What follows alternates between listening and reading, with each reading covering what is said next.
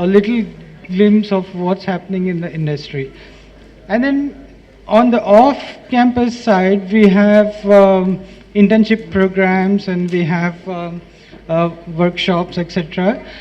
So most often the internship programs are conducted, in a very controlled way, where there's little exposure into the corporate world, and then you've been given some tasks to perform.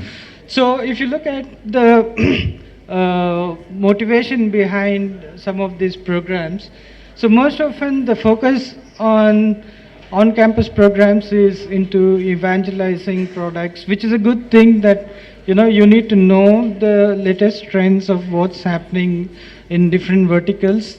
And it's a good way to learn directly from the companies who are into innovation.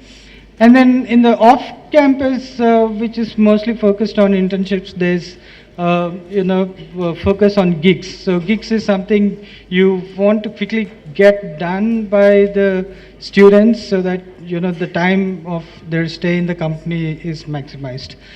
So if you look at what is missing in this whole thing, is that when it comes to employability, after we go through all these programs, we still find it very difficult to be called as employable.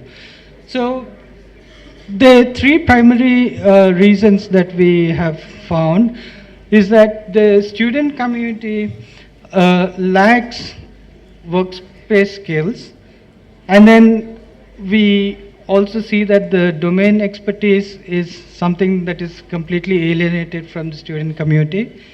And of course soft skills, which is not a very big deal, you can acquire soft skills, but the key issues here is on the workplace skills and the domain expertise. So because we are not able to exactly give what a student requires to be tagged as employable, so this whole student academic and the industry engagement programs do not really produce the result that we would desire. So we have a broken relationship here. So that's what we are trying to kind of help people to fix. So some of the key issues that are worth thinking about are, the way industry teaches is quite different from how the academic teaches. In several ways, because the industry doesn't teach you to write exams, right? So the industry teaches you to perform a task. So when we look at a task, the task is, going to have so many different subject matters in that, and then there's so many different skill sets, and there's so much of domain expertise that is required. So there's a whole lot of things that are required to actually perform a task. So the industry doesn't really care about the subject, it is purely about the task that needs to be done. So, can we go back again? So there the onus again on learning is on the learner and not the trainer. And then finally the source of knowledge is very, very fragmented. That's very, very important to understand for the student community, that the source of knowledge in the industry is completely fragmented, and acquiring that knowledge is again on you. So if you so to understand what the industry actually needs is, first you need to understand how the learning and development in the industry works. So how do industry teach, and how do industry learn? So if you look at the current existing landscape, So there's e-learning courses, there are online courses, there are classroom trainings. So all this is, a part of a learning and development program within a corporate to help teach their people. But then if you look at the other side, which is the problem area with this kind of teaching, is that the curriculumization of workplace, the curriculumization of the work is so very difficult because the industry doesn't come with academic mindset.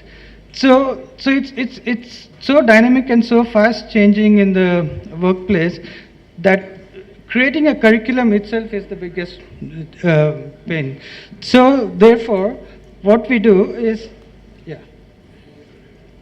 So most of the learning in the industry happens in persuasive ways, in real life situational experiences, and then through conversations with seniors and client engagements, etc. So this is where the actual learning is happening. So yeah. So all this is termed as informal training. So in the informal learning, the problem is that we are not able to measure that, and we are not able to share that information. We are not able to actually put that to effective use. So finally what we do is we build, we can go. We'll go to, so we basically take, this one. So here, we do something called as enterprise journaling. So in enterprise journaling, we pick up the tasks, the people, the outcomes, and the activities. So it's basically like, tagging and trailing everything, like what Sir had told about artificial intelligence. So we use a lot of those techniques to trail people and find what they're doing and what is working and what is not working, and then finally translate that into subject matter expertise. So the subject matter expertise eventually will be extrapolated into subject matter networks, and then these subject matter networks can help employees to seek, search, and share information. And then we have all these different types of tools to create this knowledge base. So essentially we translate informal learning into formal learning. So yeah, we can skip this. So finally what we have, this is the last slide.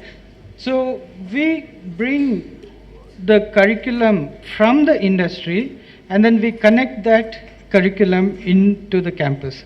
So that is the big value that we deliver.